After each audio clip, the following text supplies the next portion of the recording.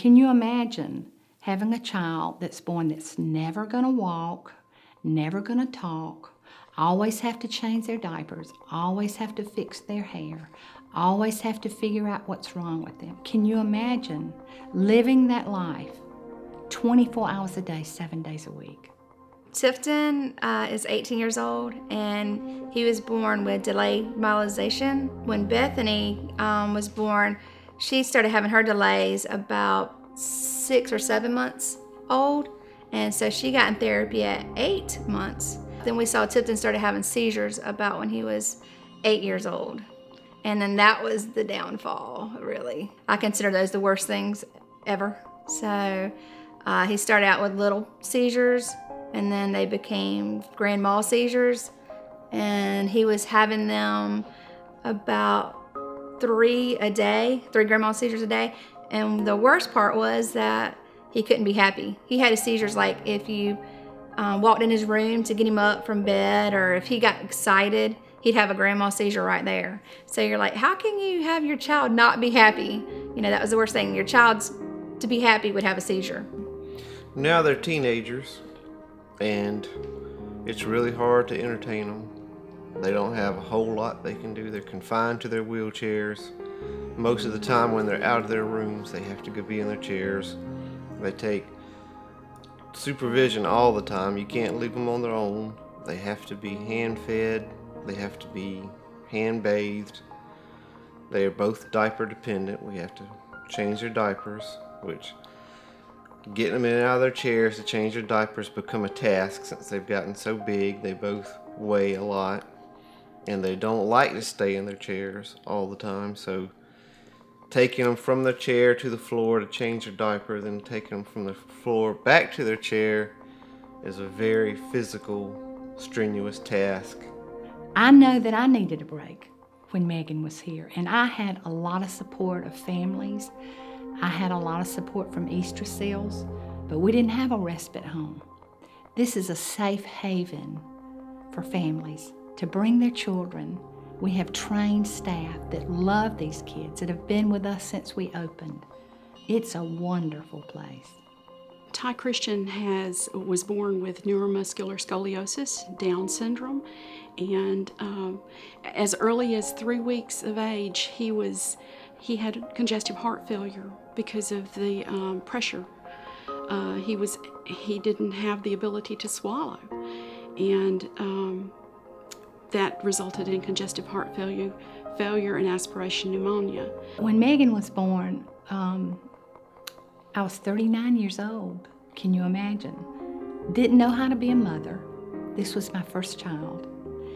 Didn't know how to be a mother, especially a mom to a special needs child.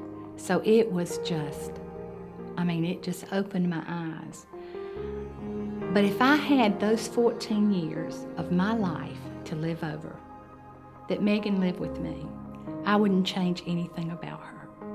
You know, in all my travels, I'm not aware of another facility like Megan's house anywhere that I've ever been.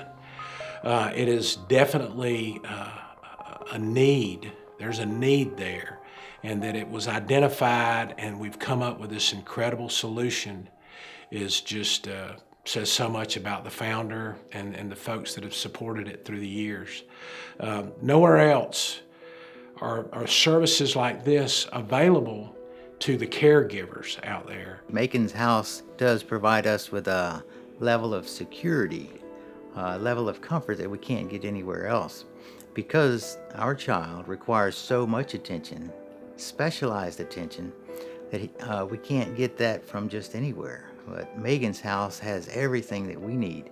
And so when we send him to Megan's house, you see, we can rest, we can relax, because we know that he's in good hands. Yeah. He's something that a lot of people don't realize is that you get tired. You have to stop. Whenever you're so focused on a child with special needs, you kind of don't look at each other. And for him to spend time at Megan's house gives us time to stop and talk to each other and refocus and set goals, just to get to know each other again, just to have that few moments maybe to have dinner alone, to get a good night's rest. It's such a blessing to have them in this area.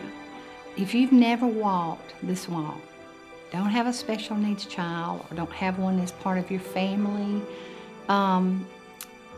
you really have no idea what they walk through 24/7. This is why we need Megan's House. These families need a break. As a parent, it means a lot. Even though that, my children do not have disabilities, I know what I would want for them, whether they do or they don't have disabilities, what my standard of care is, and that's what I expect at all 3 of our locations. And then also, because Carol and I have come to be such great friends, it represents Megan. It is her daughter's legacy, and so I'm very respectful of that, and it means a lot, and so I try to protect that and protect the name and protect, making sure that we're providing the most quality care that we can, and that we're being good stewards of the dollars that we receive. When Megan House first opened up and everything, we didn't use it because we're really independent with our children. And so we're like, we don't want anybody else to have to go, put this on anybody else. And Carol, she was like, Dawn, you're going to fill out these papers and you're going to use Megan's House. So she actually met me and for breakfast, and we filled out the papers, and we used it for our first trip in 10 years together. We went on a Valentine's Day trip, isn't that right? And 5 days, didn't have to worry about medicine, didn't have to worry about changing diapers, didn't have to worry about getting up at 6 o'clock in the morning. If I could say anything to anyone, it would be to the families of special needs children. Not to give up, and to realize what an awesome place Megan's House is. Please consider, if you've never used it, please consider calling us and using Megan's House, because these families need a break. And so many of these moms don't want to take that step to call, and because they feel like other people deserve it. I don't want to take up too much of the time, or I'm just not ready to let go yet.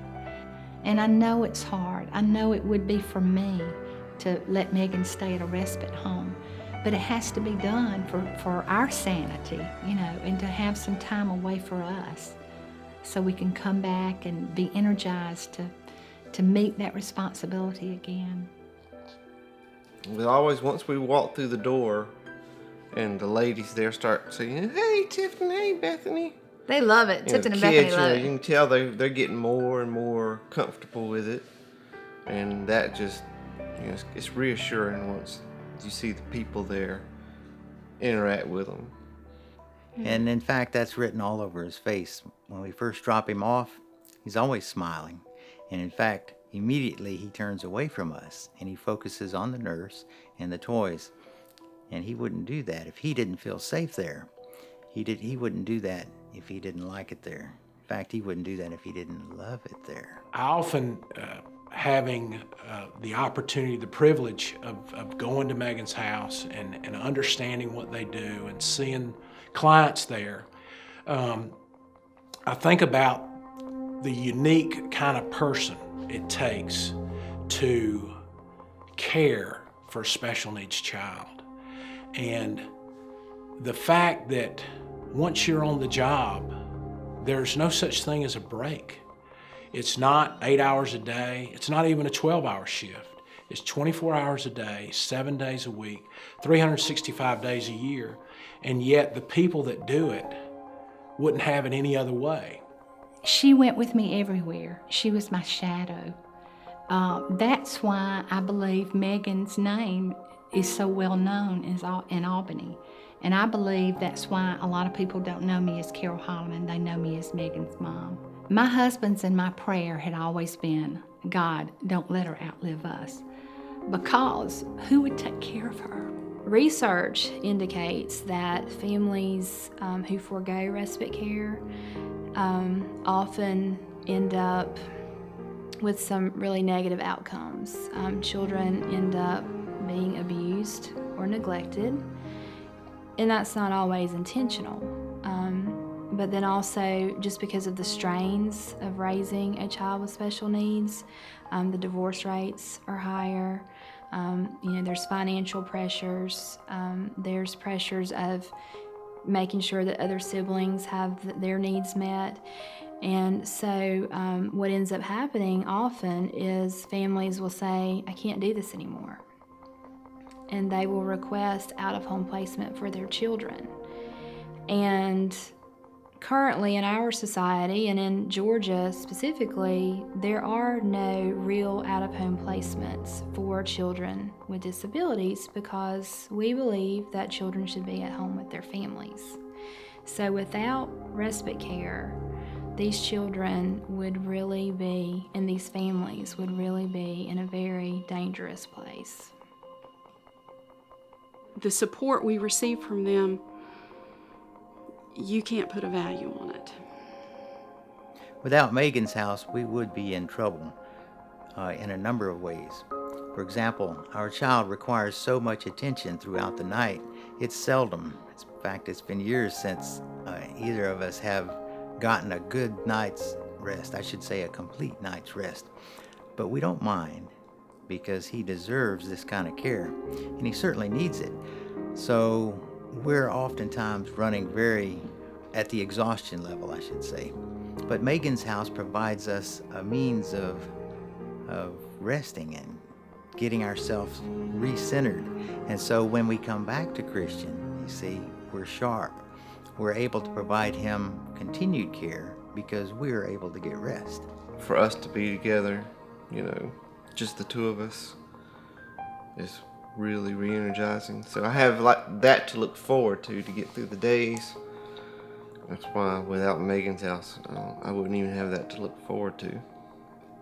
I think I'm very thankful for all the donations that's given to the to Megan's house, and I know there's other families that are just as thankful as I am, if not even more too. So I'm very, very, I can't even explain how thankful I am for Megan's house. So, and all the volunteers and the workers there, everybody. Megan's house is there. Megan's house is such a blessing for parents who are looking for the security of knowing that there is care for their child. For them to be present in this community should be such a reassurance for parents who are in this type of situation, whether it be an emergency, whether it be just for much needed rest, for recentering. And let's not omit the fact that he loves it there. Whenever you have a child who can't communicate, Ty Christian cannot communicate verbally, you can tell the type of care he's received by the way he reacts to the caregiver. Whenever we go to pick up Ty Christian, he lets us know by his actions that he wants to stay. He really enjoys it there. Please consider Megan's house. You don't know the difference you're making in the life of a family with a special needs child. You have no idea. And just do it from your heart. Just being able to stay at Megan's house for 24 hours gives these moms and dads a break that they so desperately need. All of the money that we take in Albany stays in Albany. You see the house, it's on Palmyra Road. You see people, our kids come and stay there. And it's just, we need your support. We need your support. I would just say thank you, first of all, that I have a heart of gratitude because without support, we couldn't continue this. So thank you to the donors that have made it possible. Thank you to the families that have trusted us with their children and have told other families about us and have helped to spread the word about our services at Easter Seals. I would say thank you to our staff for the work that they do that provides those loving arms and those tender hands and that watchful oversight that these children so desperately need to give their parents a break. But I would also say we can't stop now. You know, there are more children every day, and there are more families every day just being diagnosed, just beginning this whole lifelong process, and or just finding out about Megan's house and Easter seals. So, you know, we've come a long way. We've done a lot with very little, but there's still a lot of work to be done on behalf of these families.